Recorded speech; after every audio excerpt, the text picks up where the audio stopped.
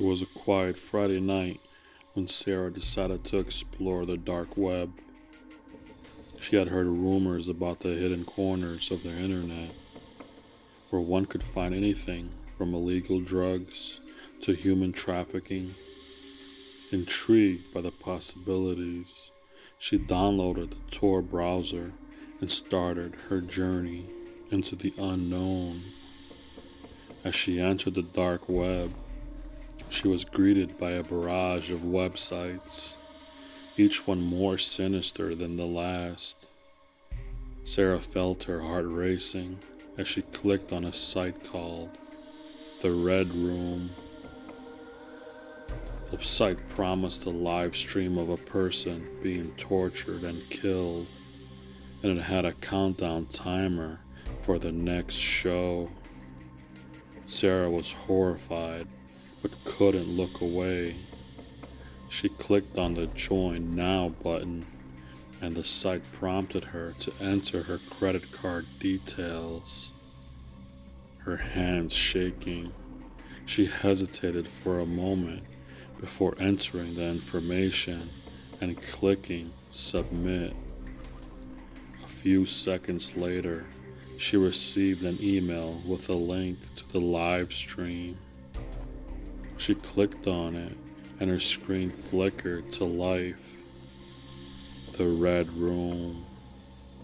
Sarah watched in horror as a live stream began. The room was dimly lit, and she could see a man tied to a chair in the center of the room. He was gagged, and his eyes were wide with fear. A man in a dark hoodie appeared on the screen, holding a knife in his hand. He walked up to the captive and started carving into his flesh. Sarah could hear the man's screams, and she felt sick to her stomach. She wanted to turn off the stream, but something kept her glued to the screen. She watched as the man continued to torture his victim, cutting deeper and deeper into his flesh. Blood splattered onto the walls, and the room was filled with the sickening sound of flesh being sliced apart. As the man in the hoodie finished his work, he turned to the camera and spoke. "This is what happens to those who cross me," he said, his voice distorted by a voice changer. Sarah felt a chill run down her spine. She had stumbled upon something truly evil, and she knew that she had to get out before it was too late. As Sarah closed her laptop, she heard a knock on her door.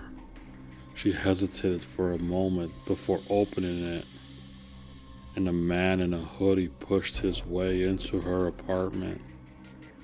Before she could react, he injected her with a syringe, and she felt herself slipping into unconsciousness.